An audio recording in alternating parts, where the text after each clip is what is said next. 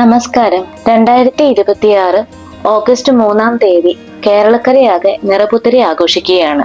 പുതുതായി വിളഞ്ഞ നെൽക്കതിർ ഭഗവാന് സമർപ്പിക്കുന്ന ചടങ്ങിനെയാണ് നിറപുത്തരി എന്ന് പറയുന്നത്.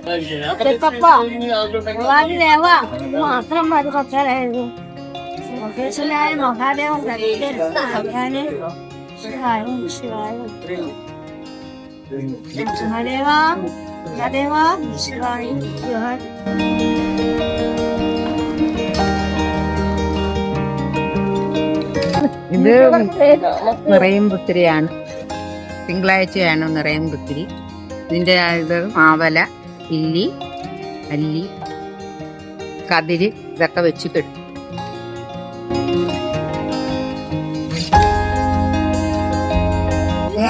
തിങ്കളാഴ്ച അതിന് മേടിക്കാൻ ലൈൻ നിൽക്കണോ? ലളിത ഞാൻ പൈസ തരാം, എനിക്കൂടെ മേടിച്ചോണ്ട് അപ്പൊ കതിര് വേണ്ടേ?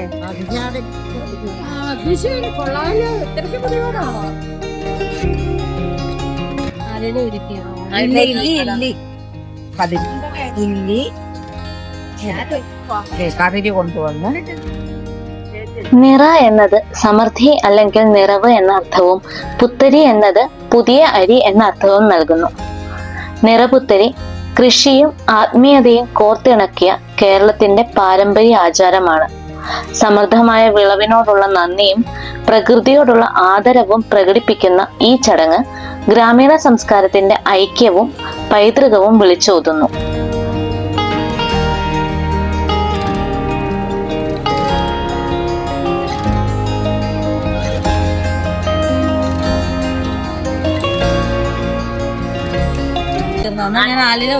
അവിടെ കെട്ടിക്കും. എടുത്തല്ല അതിലെടുത്തു നെല്ലി വെച്ചില്ലേ? ഇത് നെല്ലി വെച്ചോ? നെല്ലി വെച്ചു. നമ്മളൊരു കരുത്ത് കിട്ടാനായിട്ട് കൂടുതലായിട്ട് എടുത്തു. അത് ഈ കഴിഞ്ഞ ഇനി വെക്കണം. എന്നിട്ട് നല്ലോണം അതിനകത്തേക്ക് വെക്കും.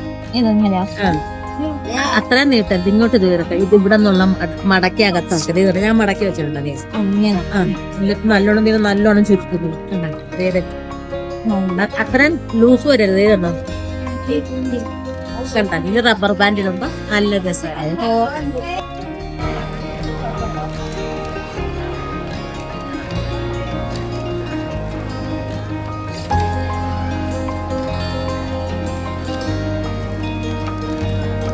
നെൽക്കതിരിനൊപ്പം ആലില, മാവില, ഇല്ലി, നെല്ലി തുടങ്ങിയ ഇലകൾ ചേർത്താണ് കതിർ തയ്യാറാക്കുന്നത്. ഭക്തർ ഒത്തുചേർന്ന് ഓരോ കതിരും ശ്രദ്ധയോടെയും ഭക്തിയോടെയും ഒരുക്കുന്ന ഈ കാഴ്ച കാണാൻ ഏറെ മനോഹരമാണ്.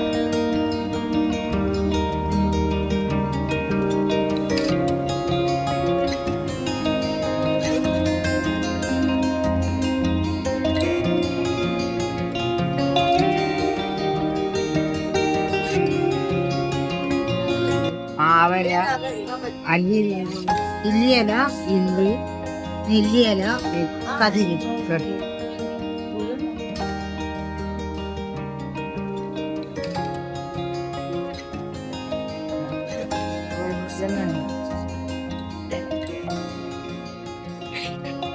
Rubber band.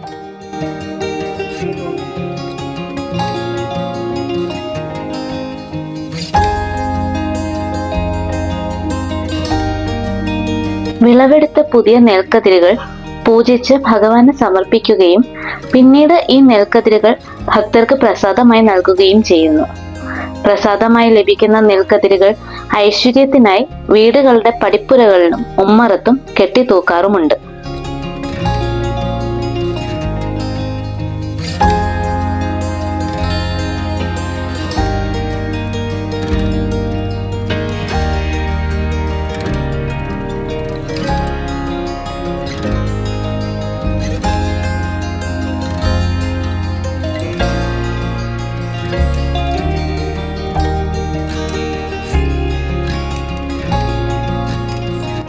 ഇതുപോലെ പൂ മടക്കോർത്ത് പാട്ടിന്റെ പൂ എടുക്കാൻ വന്നിരുന്നു. വടക്കുപുറത്ത് പാട്ടിന്റെ പൂ എടുക്കുന്നത് ഇതുപോലെ യൂട്യൂബിൽ കൊണ്ടുപോയി. കേരളത്തിന്റെ സംസ്കാരത്തെയും വിശ്വാസങ്ങളെയും കുറിച്ചുള്ള കൂടുതൽ വീഡിയോകൾക്കായി നവപഥം ചാനൽ സബ്സ്ക്രൈബ് ചെയ്യൂ.